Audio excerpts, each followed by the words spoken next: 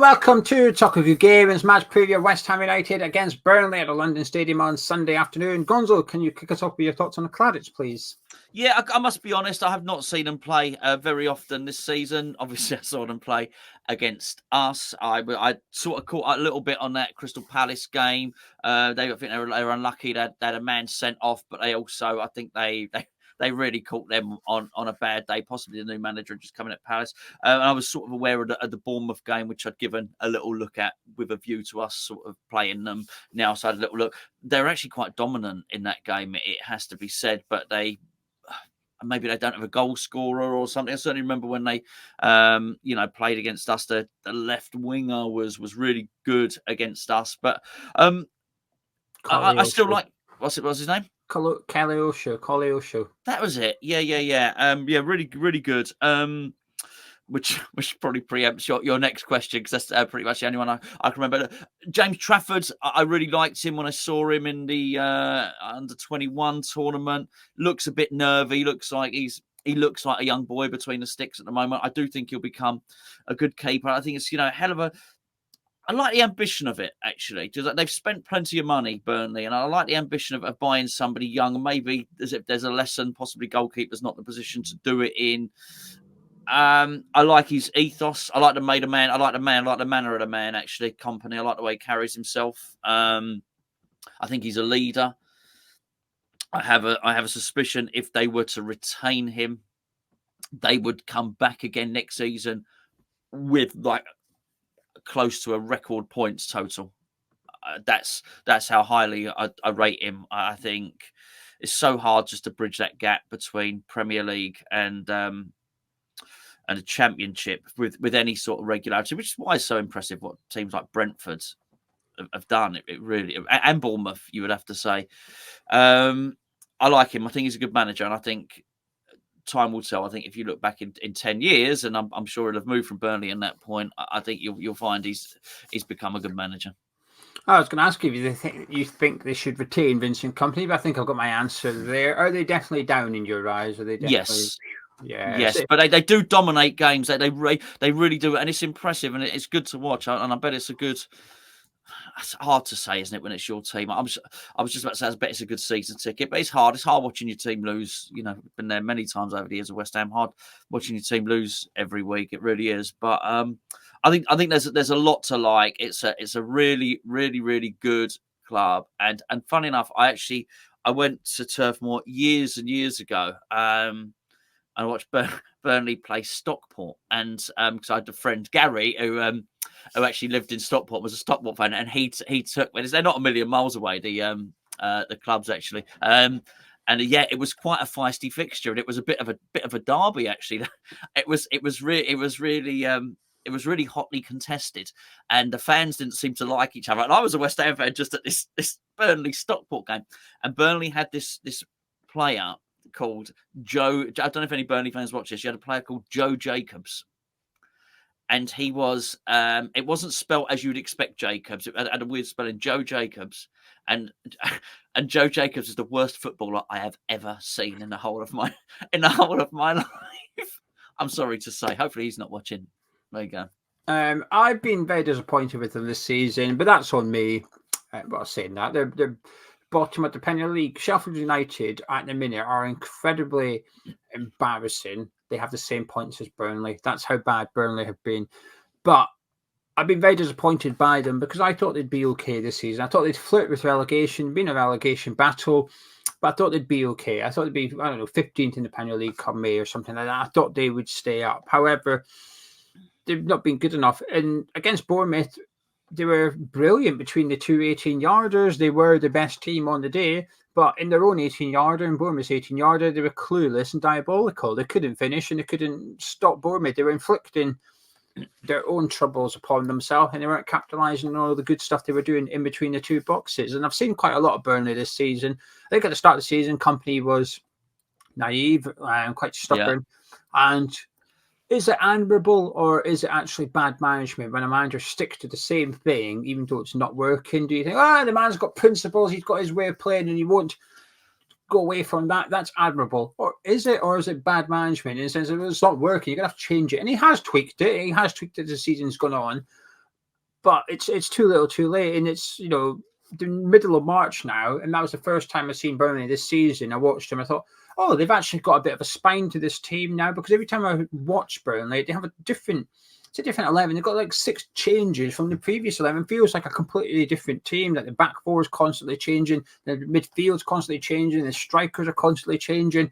I was like, you can't do that. You can't have an unsettled side. And Luton have got a chance of staying up. Well, they're the opposite. They do have a settled team. They do have a smaller squad. You know who their centre midfielders are going to be. You know who the strikers and centre backs are going to be. And I think they've benefited from that. And I think the style of plays, it's probably difficult to get out of the Championship playing like Luton, but it's probably easier to stay up playing like Luton than Burnley, if that makes sense. Yeah. Because you don't have to adapt. Luton didn't really have to adapt how they play, whereas Burnley probably did and didn't. And that's a big part of the reason that they're on their way back down again. In terms of Vincent Kompany, it's difficult. I always find it a little bit hypocritical discussing what we think a club should do with a manager when we have our own question marks over our own manager and other fans don't get it, and we get frustrated that other fans perhaps don't get our frustrations with David Moyes. I think this is what I think about your manager. But outsider looking in, I think they've done the right thing sticking with him, getting relegated with him if they do, and I think they should give him. There's usually an international break in November, so assuming there's an international break in November next season, I think you should give him till then at least anyway, just to see what he can do. Because I think the squad might benefit from relegation in the long term. I think at the minute, if I had to sum up Burnley, Gonzo, in one word, why has Burnley failed? I would use the word inexperienced. Yeah. Companies, assistant manager Craig Bellamy, the team is just a lot of young players. And in January, I was almost a bit like, what are they doing? Because they went to go get a centre-back in January. They did go get a centre-back. You're going to call him E-Steve. I think it's Esteve is how you pronounce it, but it's spelled E-Steve. Nice. Electronic Steve. I like it. Yeah. E-Steve 2.0. Yeah, nice. So we've got Robotic Steve at the back there. But he's 21, playing French football all season. Plucked him out of there, put him in the Premier League. I go back 12 months ago. 14 months ago, when Wolves signed Craig Dawson, they were in a relegation battle, and they said, we're having that guy, one of the most experienced centre-backs in the Premier League, no mess, and we're going to take him. And he sorted Wolves out. You've seen all the plaudits from Wolves fans, pocketing Haaland and stuff like that, where they were all like, wow, this guy's helped us stay up. I think Burnley could have done with a centre-back just like that, like an old, experienced Premier League centre-back. It might not be getting minutes, like Bona or someone. They come in and say to us, Hold on. Well, can I forward the motion for maybe they could buy Zuma? I don't think they'd want Zuma, but they could have someone like Bona, someone to go in there and just a cool, calm head, a bit of a leader, and just add something to that defence. But no, they went for the 21-year-old and continued with their recruitment plan, which again, admirable. But is it, or is it just a bit naive and bad management? I think I'll give you one. Go on then. James Tarkowski.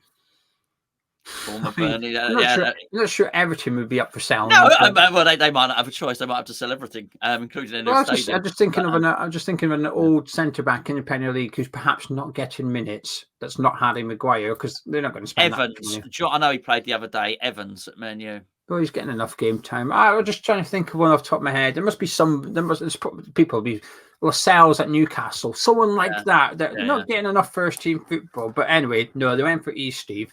Would you? That is a very young sounding name as well. That is a very, very old AI Steve there. I'm sure it'll come good. Yeah, Esteve.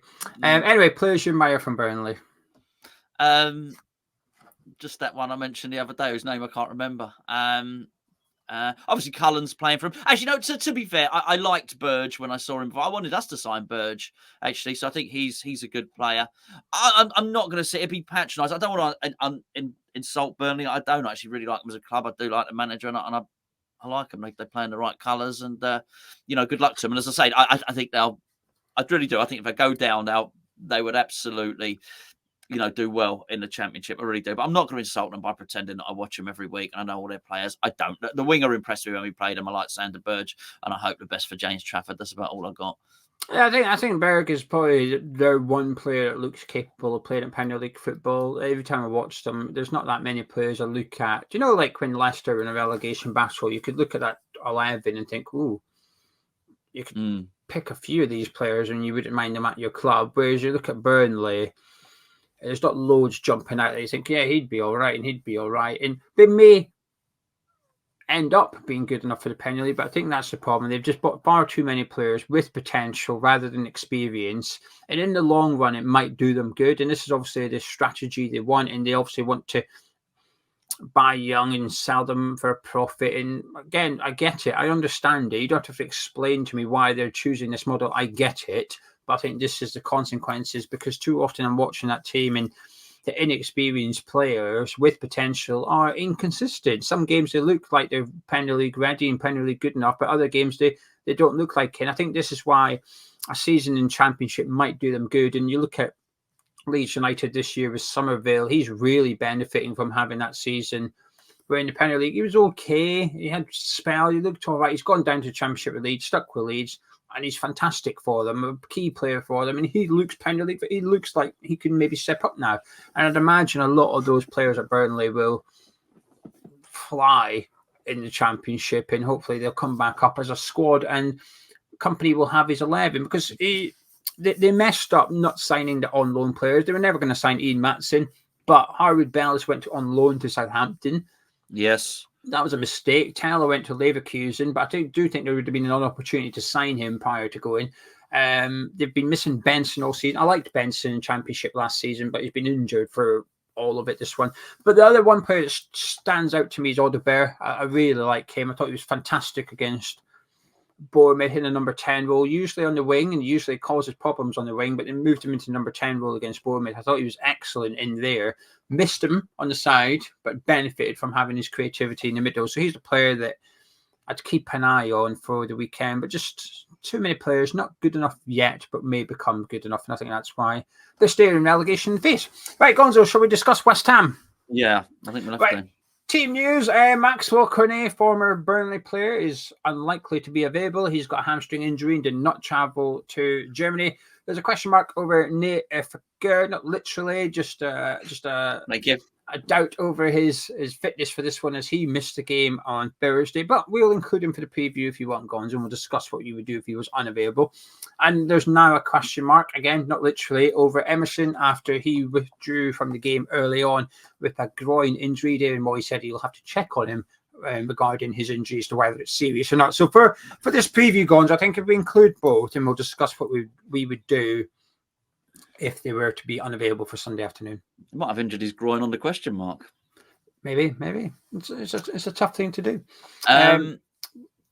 Areola. Yeah, it has to be. Right, you're back for Ben Johnson, right back. I'm resting some players here because David Moyes is not going to do it, so I'm going to virtually do it, but it won't happen. All right. So, but I would be resting some players because he's killing them, quite frankly. I will go with Mavropanos, and some may argue Mavropanos might need a rest. He's not played most of the season. He's fine. He's absolutely fine there.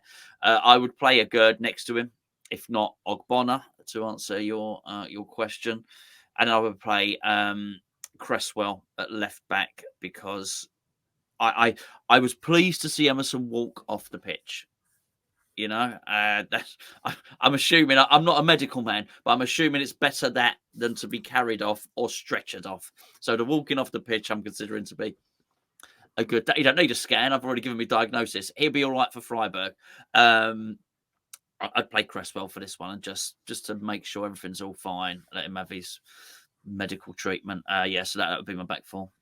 Kind of agree. I would also play Ben Johnson. Rest Soufal up, had a couple of good games now, but he's getting on a bit, Soufal, and I want him fit and available for Freiburg on Thursday night.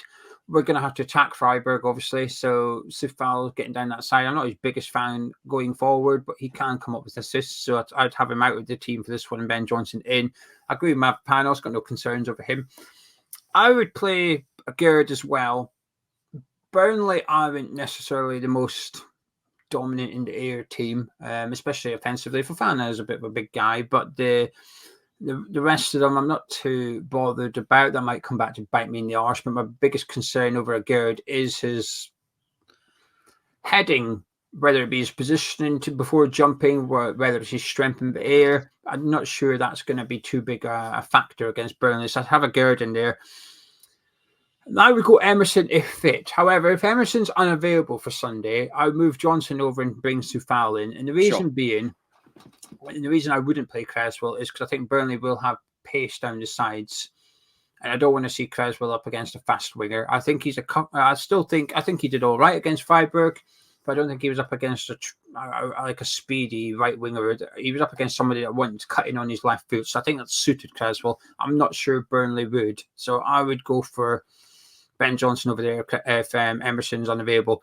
Moving into midfield then, the situation is the same as it was last week. If Alvarez gets a booking, he misses the next two Premier League games, which would be Aston Villa, then Newcastle, which is after the international break. So he'd missed the Premier League game. I'm not going to ask if you think he should pick one up, by the way. I'm just information. I'm providing information. Alvarez is walking a tightrope in European football and the Premier League at the minute. But what would you like to see in midfield? I'd rest him for that reason and for Europe, because obviously we're playing Thursday again. You mentioned in our player ratings over on Patreon that you thought he looked a bit tired. Even if he wasn't, it's going to come at some point because we use him so much, and either fatigue, injury, or suspension comes. So I would have him on the bench for this one. So obviously everyone that's not playing would be on the bench, and I'd actually start with Phillips, and I'd have Phillips alongside Souček in central midfield, basically. I would go Phillips and Alvarez. I think it's important that we win this game. I think we have to, and there's one or two other players that I think is more important to get a rest. But Alvarez is certainly somebody I'd be looking to substitute at some point during this game. I would have wanted him playing all 90 minutes, but I think Sunday was the first game I've seen, possibly all season, where Burnley dominated the centre midfield against Bournemouth. And a large part of that was because Cullen's in there, who's been injured for large parts of the season, and Josh Brownhill was unavailable, so Cullen had to go in because Brownhill was, I think he was suspended. So he played next to Berg. I thought they were really good, them two. Now, there is a chance Brownhill will come back into the team on Sunday, and I hope so, because he's been crap this season whenever I've watched him. When they were in the Premier League previously, I thought he actually looked quite good and looked like he had a Premier League midfielder about him, but since he's come back up, I'm not impressed by what I've seen from Brownhill at all. So actually, I'm hoping he starts in a weird way, but Cullen and Berg should certainly start for this one. So I want to go tough in midfield and win the battle in there and just stop the ball getting out to their speedy wingers. So Phillips and Alvarez for me. Moving up into the attacking part of your team, what would you like to see? I would have Kudus as the central attacking midfield, not the defensive centre attacking midfield like James Ward-Prowse. A proper attacking midfielder that attacks would be really good. I'm going to play Bowen on the right. I'm going to play Mikel Antonio as a centre forward, and I am going to play Ollie Scholes as a left winger to supply against their defence and against Trafford to put over a series. I mean, I would give him the instruction because he puts over wicked crosses. And basically, you keep bunging that in the box. I'd have Bowen arriving late because he's quite good in the air, Bowen, actually. I'd have Antonio in there as well and Kudus arriving late from central positions. And that's what I'd be doing there, and which obviously means Paqueta on the bench, which I think, is another reason to do that. I quite like that team, to be fair. Juicy, eh? Sneaky. Moyes won't do it. I'm almost tempted to agree with it. I'm looking at mine thinking maybe I prefer Gonzo's, actually. But I would go, provisionally, I'm maybe looking to change this now, but I would go Thomas Souček in the sort of number 10 role. I think we're going to have to be willing to be ugly against Burnley. I don't think Souček... I'm sure we're capable. Souček... He's got goals in him when he's in that 18-yarder, and I want him to see him in that box. I don't want to see him sat next to Alvarez. I think some games it's needed. I was happy with him playing there against Freiburg. I will probably be happy with him playing there against Freiburg on Thursday as well. But for this one, I'd like to see Souček further forward, just so that he can be in that 18-yarder alongside the striker, so we can put crosses in, but also It drags players out the way to create room for the other attacking players. I agree with benching Paqueta for this one. He looked dead against Freiburg. He should have been substituted well early. He wasn't. So I think we've got to look after him. He's been out for a month and a half. He's come back, played 3, not quite, but nearly full games of football in 10, 11 days. Let's not make it 4 in 2 weeks. I think that's too much for somebody that's been out. We need him for Thursday against Freiburg. And his last 2 performances against Everton and Freiburg haven't been good. He's stunk the place out. So he'd be getting rested because he needs it, but he'd also be getting dropped because he's not been good enough. I understand why he's not been good enough. I'm not blaming him. It's fine. It's not a problem. But let's just put him on the bench and have him there. So 20 minutes to go. We need a goal. We've actually got a player capable of coming on and winning the game in the final 20. So with that in mind, I go Bourne on the right, Kudus on the left, and Mikel Antonio up front. I think it's important Antonio gets a good run out, actually. There's got to be a shirt up for grabs on Thursday. There's got to be another attacking spot available for somebody to clinch it. And Antonio, I was tempted to play George Earthy. Yeah, me too. Scoring goals at under 21 level, such a beautiful footballer, really. And yeah, he is handsome boy, isn't he? I think Burnley is the right team to play him against. They're not a dirty side, so this isn't Everton. It's not like he's going to get gobbled up by Onana and James Gardner midfield who's going to go in on him early doors and hurt him. That's not Burnley. I think this is a type of game where actually it might suit a youngster where there's not that much pressure on them. They're a poor team. Burnley are not a good side. Look at the league table. They're not a good side. Don't know if you get a better opportunity. I appreciate I'm not putting any in, but I was tempted with George Earthy. A tough one for Moyes in terms of team selection, though. We both want to see some changes, but not too many, and there's not that many to pick from. Yeah, I'm not entirely sure he's even capable of changing the team. I think we'll win, as we'll get onto in a bit. I mean, look, we've both been quite creative in our thinking. You and I, other people will have their own ideas of what they think should happen. I just can't see it. I think we're going to see the same old stuff, and I think ultimately it will probably work.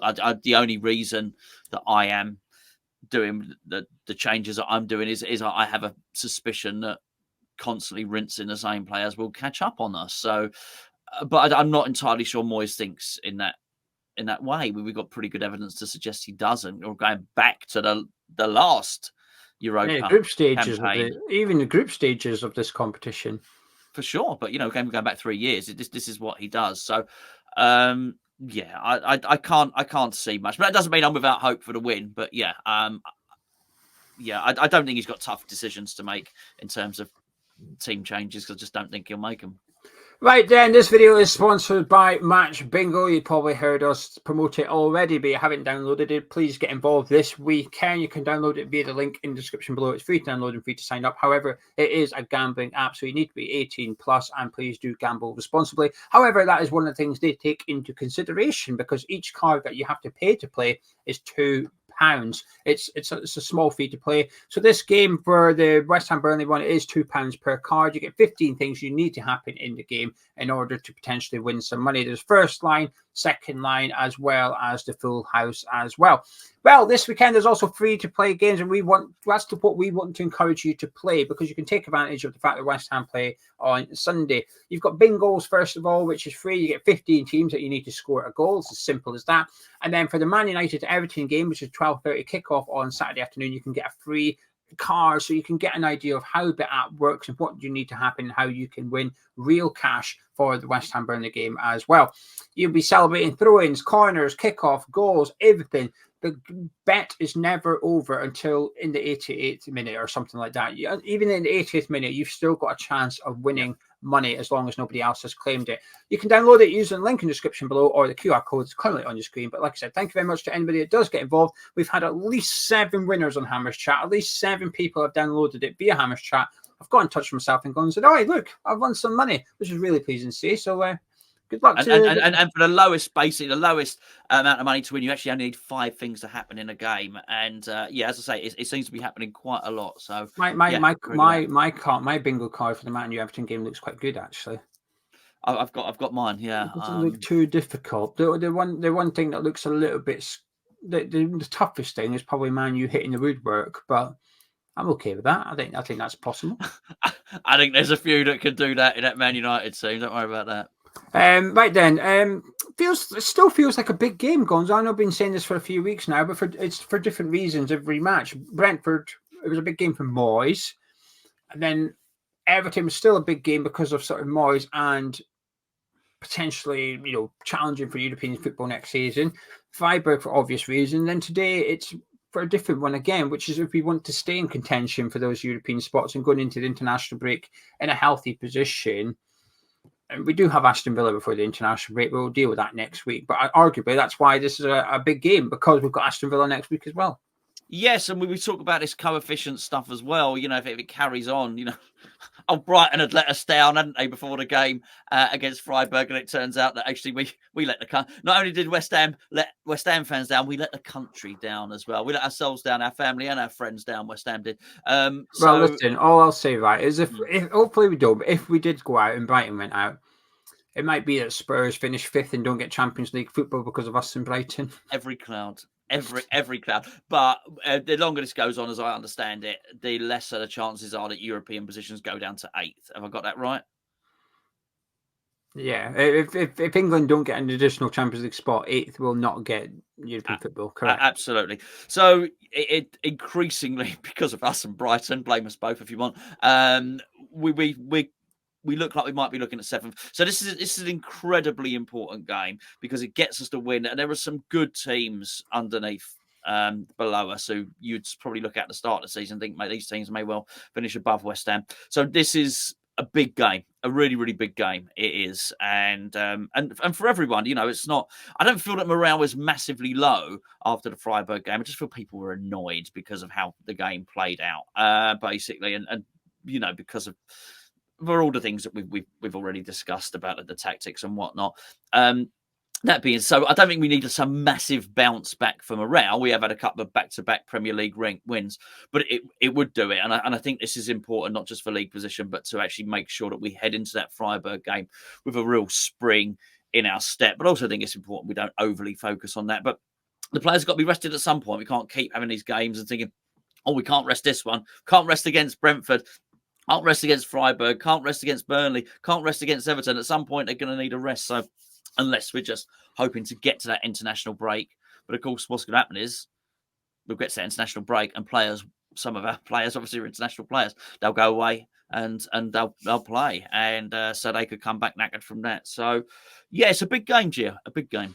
Yeah, a tricky one to navigate because he needs to win. We need to win. But we also, like you said, ideally need to rest 2 or 3 players because there's some players that look like they need a rest and there's some players that will eventually need one. So can we give them it now in order to not quite reset the batteries, but something like that? Just give them a bit of a break so that they can play against Freiburg and they can play against Aston Villa going into that international break, which, like you said, is out of our control. A lot of our players will go away and play 2 or 3 games in a short space of time, which is not ideal whatsoever. But that's what you have to contend with when you're buying these caliber of players. This is something you take on board.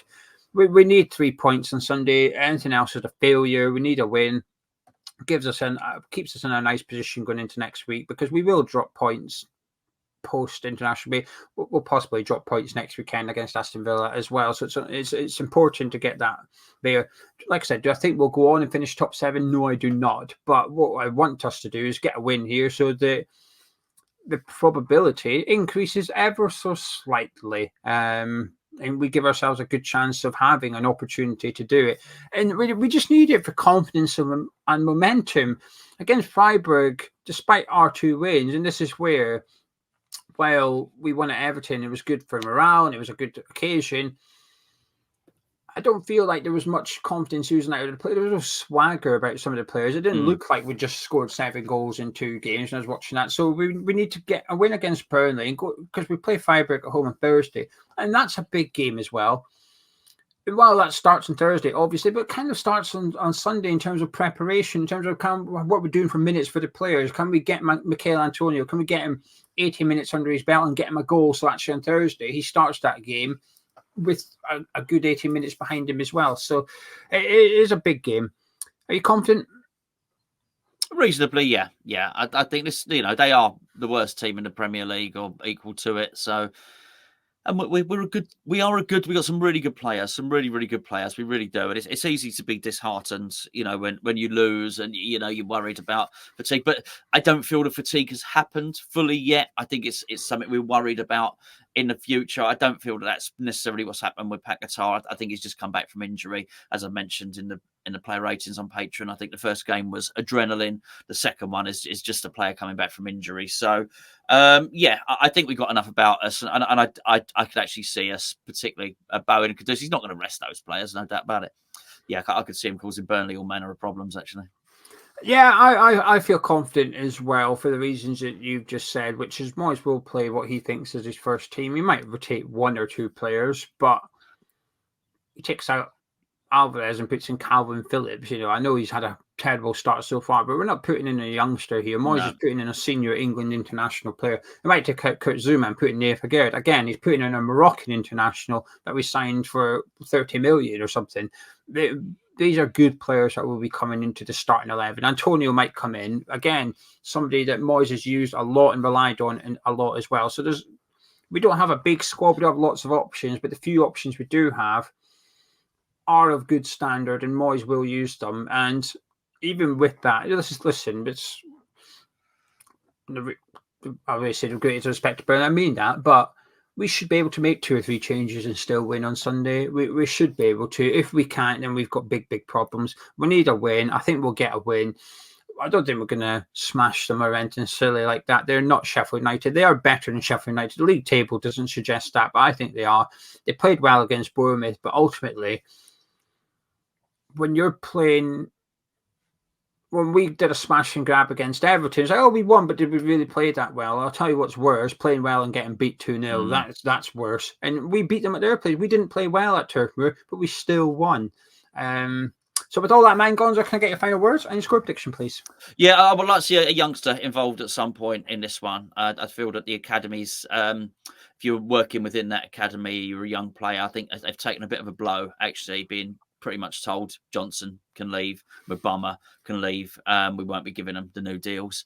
I think with maybe players not featuring on loan as much as we'd have liked as well. I do feel that it's part of your job as a manager, particularly the irony is with David Moyes. David Moyes apparently has no interest in being a head coach. He wants to be the all-important guy who is all-powerful at the club. Well, if you're going to do that, part of your responsibility is to look after the academy as well. And I just feel that they could do with the shot in the arm of somebody at least coming on as a sub or something like that. I think that the lift that would give them over at Chadwell Heath would be huge. So I'd like to see that. I do think we're going to win, and I'm going to go with the same scoreline again. Actually, I think it'll be a 3-1 win for West Ham. I'm going 2-1 West Ham. I feel optimistic for this one. I'm not loads of confidence about us. A lot of my confidence does stem from Burnley being poor, as well as West Ham having good players in the side. But it's also, like you said, the expectancy that Moyes will still start Kudus, Bowen and Paqueta for this one. And I think his intention will be to get the job done and make subs. But it never happens. We get the job done and still no subs get made. Hence why we're 4-1 up against Brentford and there's still no rotation happening. So I think we'll get the win on Sunday. Then we can focus on Freiburg on Thursday night. By the way, thank you very much for joining us on this preview. If you've enjoyed it, please do drop a like on the video by clicking the thumbs up. Subscribe to Hammers Chat. I spoke to Joe from Turfcast Podcast to get all things Burnley and to discuss Vincent Kompany and David Moyes. That style versus results kind of topic as well. Get his thoughts on David Moyes, considering he's seen Sean Dyche and now he's seen Vincent Kompany. So what does he think? That video will be on your screen in about a few seconds' time. But myself and Gonzo, I'll catch you in a bit.